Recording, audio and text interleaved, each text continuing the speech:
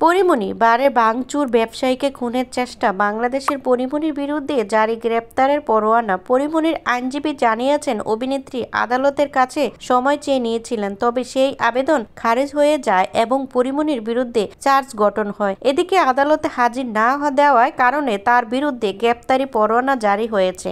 পরীমনির মাদককাণ্ডে গ্রেপ্তার হওয়া ও জেল কাটার ঘটনা সকলেই জানা।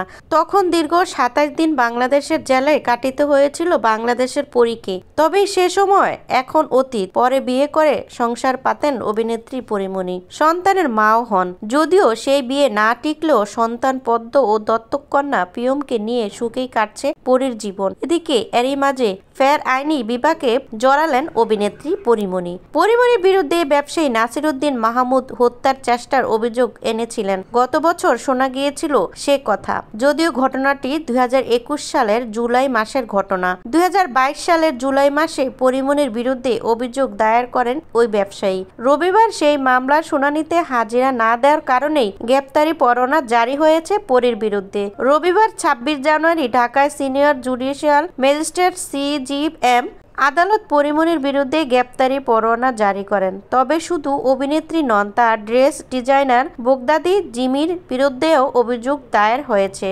জানা যায় ২০২১ সালে জুলাই মাসে ঢাকায় সাভার বোট ক্লাবে পরীমনি ও তার সহযোগীরা গিয়েছিলেন। সেখানে প্রথমে তার স্নানঘর ব্যবহার করেন, পরে মদ্যপান করতে শুরু করেন। জানা যায় ব্লু লেবেল মদের বোতল ও ২টি ওয়াইন বোতলের অর্ডার দিয়েছিলেন পরীমনি। সেগুলো শেষ হলে অভিনেত্রী ফের সেই একই জিনিস অর্ডার করেন। তবে স্টক না থাকার কারণেই শুরু হয় সমস্যা, শুরু হয় হট্টগোল। সেখানে অভিনেত্রী ভাঙচুর করে বলেন অভিযোগ। বস্তার জেরে তিনি দুজনকে চড়ও মারেন বলে অভিযোগ। ভাঙচুর করেন সেই ক্লাবের টেবিল থাকা একাধিক গ্লাস। এমনি ব্যবসায়ী নাসিরউদ্দিন মাহমুদকে কাচের গ্লাস ছুঁড়ে মারেন বলে অভিযোগ। তাতে ব্যবসায়ী মাথায় ও বুকে আঘাত লাগে, আর তাতেই হত্যার চেষ্টা বলে অভিযোগ দায়ের করেন ওই ব্যবসায়ী। অভিযোগ, এরপর নাকি মদের দাম না চুকিয়েই নাকি সেখান থেকে পালিয়ে যান পরীমনি ও তার সহযোগীরা।